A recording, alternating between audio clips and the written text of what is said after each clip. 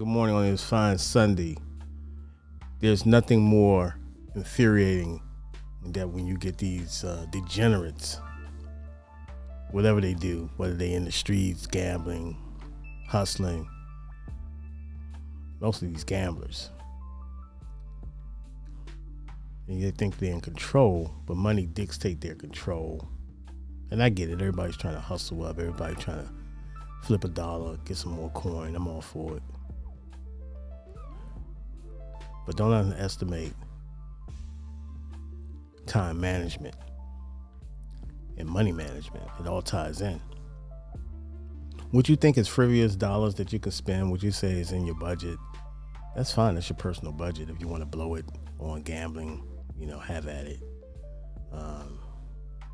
I've talked to a lot of gamblers over my life, and a lot of them say that you lose more than you win. So you're down more than you're up.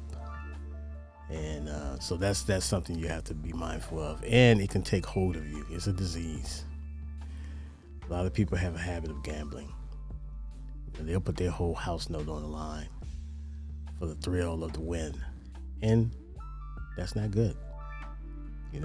Car notes. You have a pressing bill. You're trying to flip it. And I get it. You're trying to get some money in your pocket.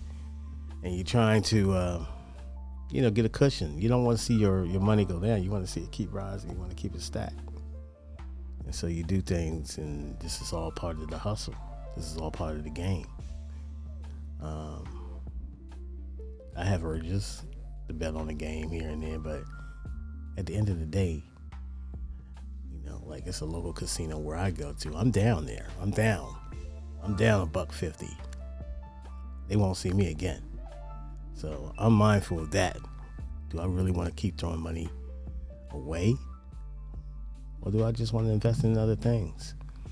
Maybe I'll buy some stock in Apple. Is that about $200, less than $200 a share? Stuff that I like, stuff that I get. You know what I mean? Nike. I'll invest in that. I know that's not going anywhere. You know what I'm saying? Apple's not going anywhere. Their market cap is over $1 billion. So instead of throwing that money or putting it somewhere where there's a higher risk of losing it all, put that money away somewhere and invest it. Find little investments. Find something you want to invest in. A lot of it's simple for me. It's the stuff that I buy. Companies that I invest in is where I shop at. Because I know they're not going to go out of the business. And I know they're going to be, potentially there's a way to earn some money in that little small investment, a share here and there, and let it sit, let it ride. Because the market is up and down. Everybody knows it's up and down, But it is what it is. Fine Sunday. Sun is out. I'm about to get out here in a minute. I don't know what's in the news. I know Trump got caught up with 37 counts, federal counts, indictment. Two of his lawyers have resigned. Of course, he said that these charges are bogus and they hold no merit, and that's to be played out in the court. They hit him with every kind of account that you can hit him with, indictment. So they can cover all the back doors that his defense team might use, all the loopholes. So you know how they do. They'll throw a bunch of, these feds will throw a bunch of charges at you, all to get you to come to the table, make a deal, basically on the ones that they really want to get you on. So stay tuned. I know he goes to Florida to face the indictment this Tuesday. That's going to be a circus.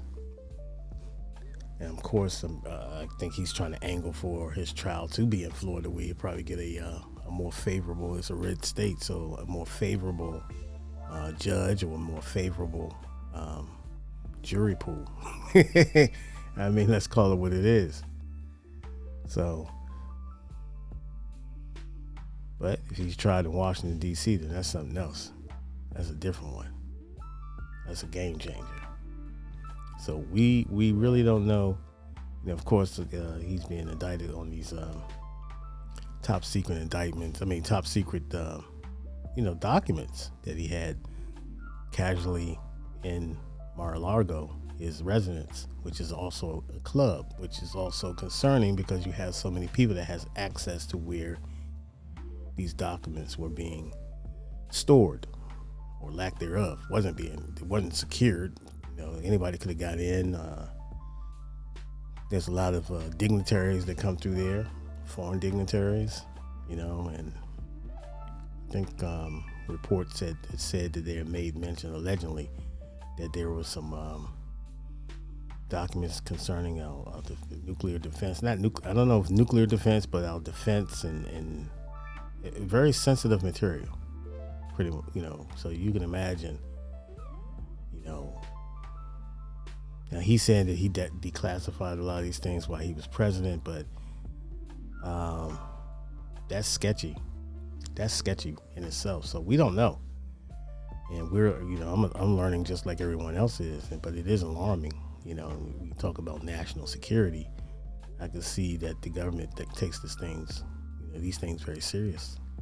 And I guess they gave him some opportunity to, they turn these documents in, or return these documents to the White House, or whoever, national security team, or whoever, secret police, whoever is in charge of that detail in regards to handling these documents. And maybe former President Trump just ignored it, or maybe he just felt like, hey, I'll get to it when I get to it. But it came back to bite him, so he has to deal with that. He's sloppy, though. That was very sloppy. Something like that you just could have, I don't know, the arrogance.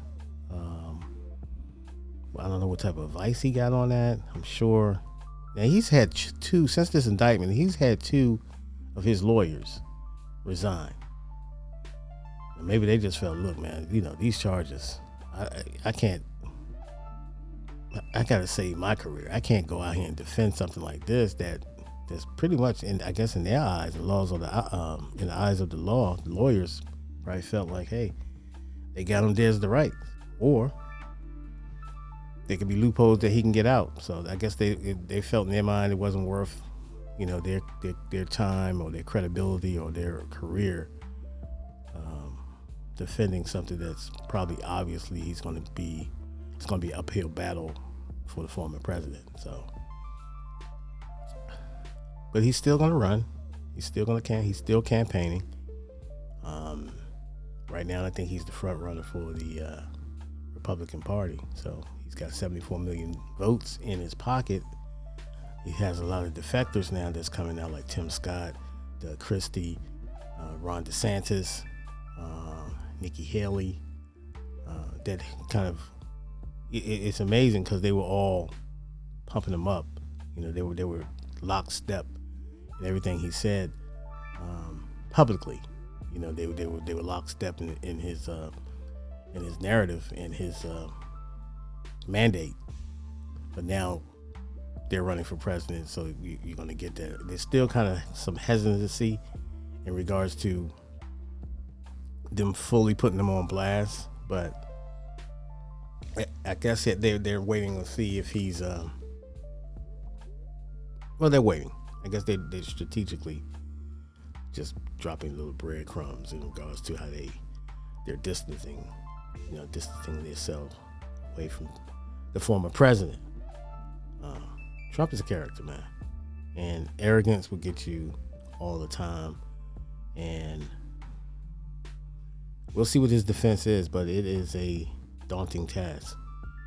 This special prosecutor, independent prosecutor, I believe his name is Jack Smith. He didn't really take any questions. He just kind of laid out. He prefaced the press conference on saying that he'd like to express that the former president, is innocent until proven guilty, but no one is also above the law. And that message has been sent out to several candidates or potential candidates or that are running for president on the Republican side. And that no one is above the law. So this was something that he could have avoided just by not, just returning the documents. Why did he have so many documents down there? I don't know how long they were there. Maybe but you got to return them. You got to do something. You can't just leave them out in the open for all the world to see and all eyes. And it's just a need to know basis. So it's a threat. It's a threat to the national security of the country. And so the feds are taking that very serious. And the Justice Department is taking it very serious.